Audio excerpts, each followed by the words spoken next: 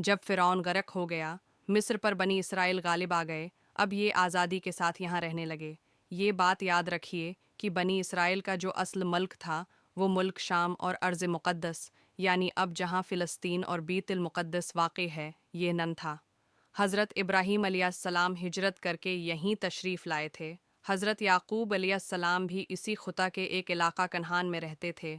हज़रत यूसुफ़ अलैहिस्सलाम के ज़माना मुबारक में बनी इसराइल मिस्र आए थे।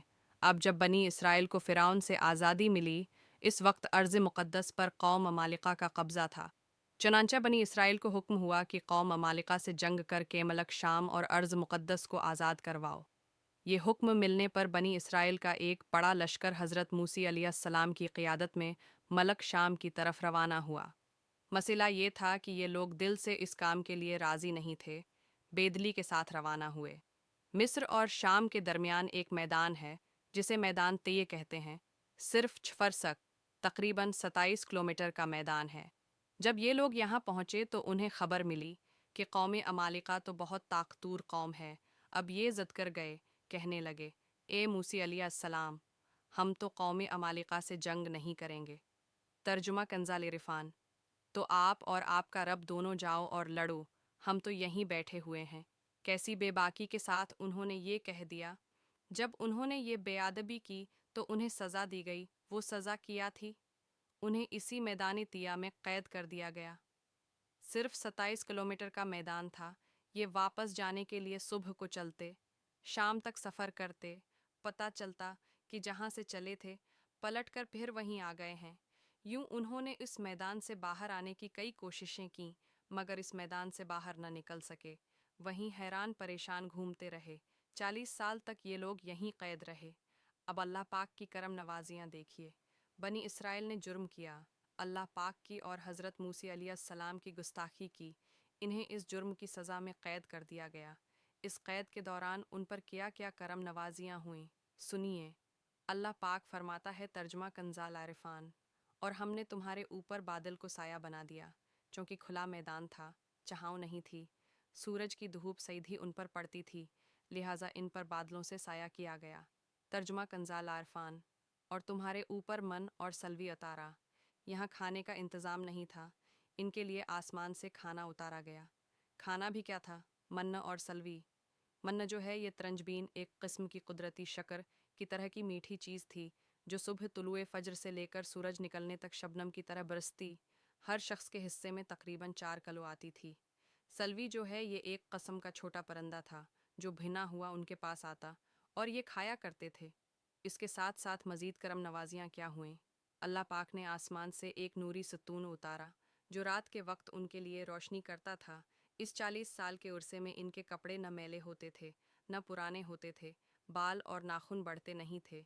जो बच्चा पैदा होता, कपड़े पहने हुए पैदा होता, और उम्र के साथ जैसे जैसे उसका कद बढ़ता, कपड़े भी साथ ही बढ़ते रहते थे।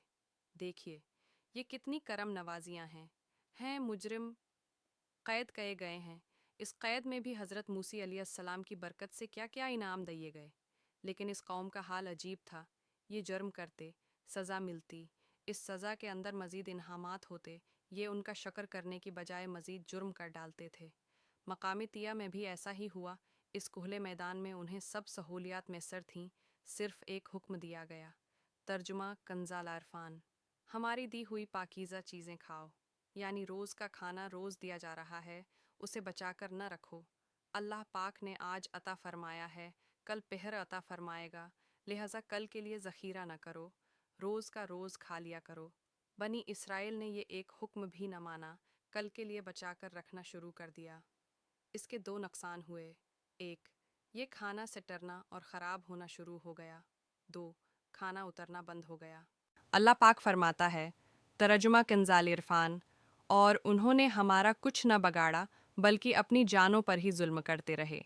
यानी बनी इसराइल ने हुक्म न मानकर अपना ही नुकसान किया, दुनिया में नामत से महरूम हुए और आखिरत में सज़ा के हक़दार हो गए। प्यारे भाइयों, ये एक सबक आमूज़ कुरानी वाक़या है। इससे हमें कई बातें सीखने को मिलती हैं। पहला सबक तो ये कि देखिए, बनी इसराइल ने अल्लाह पाक का हुक्म नहीं माना, उसकी सज़ा किया मिली, उन्हें खुले मैदान में कैद कर दिया गया। ये हैरान व परेशान इधर से उधर जाते, सारा दिन सफ़र करते मगर जहाँ से चले थे वहीं के वहीं रहते। मालूम हुआ अल्लाह पाक की नाफरमानी हैरानी और परेशानी का सबब है। हमारे साथ ऐसा होता है, बहुत दफ़ा परेशानियां इंसान को जकड़ लेती हैं। एक परेशानी से निकले दूसरी आ गई। बेटा बीमार था, उसे सेहत मिली, अब बेटी बीमार हो गई, बेटी का इलाज करवाया, माँ बीमार हो गई, माँ का इलाज करवाया, खुद बीमार हो गए। कारोबार चल नहीं रहा था, कर्ज उठा लिया, कर्ज नहीं उतरा तो कारोबार बंद हो गया। बड़ी मुश्किल से काम चलना शुरू हुआ था, महंगाई बढ़ गई, महंगाई कंट्रोल हुई थी कि कोई और परेशानी आ गई। यूं बाज़ दफ़ा ऐसा हो जाता है कि आदमी परेशानियों में जकड़ा जाता है। इन परेशानियों से निकलने की बहुत कोशिश की जाती है, बंदा हाथ पैर मारता है, इनसे निकल ही नहीं पाता। किसी ने कहा था, एक और दरिया का सामना था मुनीर मुझको, मैं एक दरिया के पार उतरा तो मैंने देखा वजाहत, यानी मैं एक परेशानी से निकला, अभी सुख का सांस लेने ही वाला था कि सामने एक और परेशानी खड़ी थी। ऐसा क्यों होता है? हम इस हैरत के मैदान यानी परेशानियों से क्यों निकल नहीं पाते? सोचना चाहिए, कहीं ये हमारी नाफरमानियों और गुनाहों की सज़ा तो नहीं है। फज्र सूते हुए गुजर जाती है, ज़हर असर और मगरिब काम काज की मसरूफ़ियत में गुजार देते हैं, अशा के वक्त थकावट बहुत होती है, लिहाजा सो जाते हैं। दरूदी पाक पढ़ना, ज़िक्र अल्लाह करना, विर्द वजीफ़े पढ़ना, कुरान करीम की तलावत करना, ऐसे नेक कामों की तरफ कभी तौजा ही नहीं जाती। सूदी कारोबार किए जाते हैं, दूसरों को तकलीफ़ें दी जाती हैं और ना जाने कैसे कैसे गुनाह हैं जो मुआशरे में हो रहे हैं। हम में से हर एक अपने मुतल्लिक़ गौर कर ले कि मैं अगर परेशानियों में फंसा हुआ हूँ, काम अटके हुए हैं, एक के बाद एक परेशानी आती ही जा रही है, मैं उस हीरत के मैदान से निकल ही नहीं पा रहा हूँ, कहीं ऐसा तो नहीं कि ये मेरे गुनाहों की सज़ा है।